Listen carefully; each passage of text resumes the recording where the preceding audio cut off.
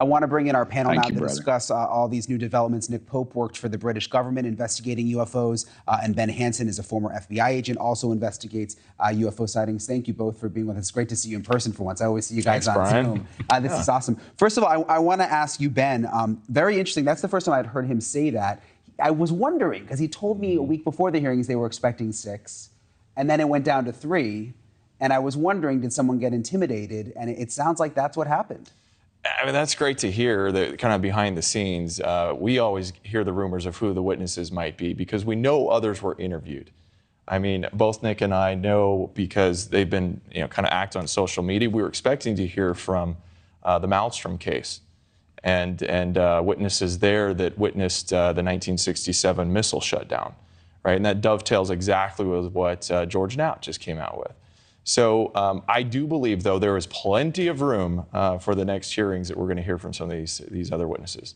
What do you make of, Nick, this new information that came out of George Knapp's letter involving Russia? I mean, that really takes it to the next level, that they've had 40-some encounters, that they actually had a UFO shut down and a missile base at one point.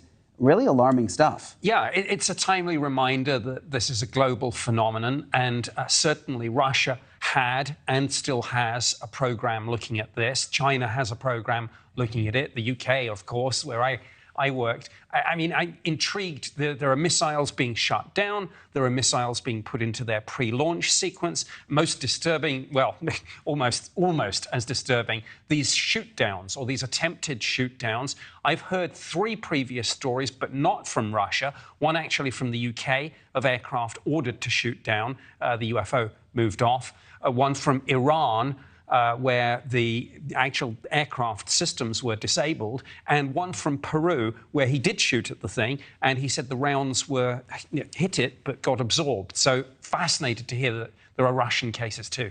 It's interesting. The head of AARO, which is the All-Domain Anomaly Resolution Office, the people who are supposed to be investigating UFOs, they apparently didn't like the way they came across during this hearing. And Dr. Kirkpatrick, who is the head of AARO, put out a personal statement. It wasn't a statement officially through the government. It was actually on his LinkedIn, which was kind of interesting. Put this personal letter. I want to read you a part of it because he seemed very, very upset about the hearing. He said, "I am deeply disappointed at the denigration of AARO's dedicated men and women hailing from the Department of Defense intelligence community and civil partners who are pouring their hearts out working this issue on behalf of Congress. Finally, to be clear, AARO has yet to find any credible evidence to support the allegations of any reverse engineering program for non-human technology." I mean, it seems like he was personally offended by what the witnesses said.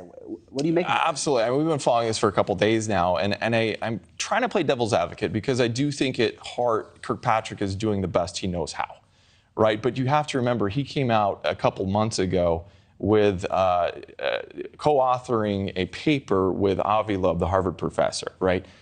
Mainstream media took that, a lot of them, and said the headline was, Harvard professor and director of AARO claim that there's a mothership possibly orbiting Earth. That was not at all what the premise of the paper was. And so that was his initiation into this. And so now he feels like this is basically an ex parte hearing, so the other party's not present, and they say some things. He felt offended. I don't know what is in his mind, but I think he spoke out of defense. And so now they're walking it back. Just don't know that it was a good look coming right out of those hearings. It's not. It was interesting. We got to go to a quick break. We've got a lot more to discuss over the next half an hour or so. More whistleblowers. Could they be coming forward, especially pilots? We're keeping an eye on that. Coming up next, Ryan Graves, the fighter pilot who testified at this week's hearings. He's standing by. He's going to join us live coming up next. Thank you for watching. Go to newsnationnow.com to find News Nation on your television provider. And don't forget to click the red subscribe button below to get more of News Nation's fact-driven, unbiased coverage.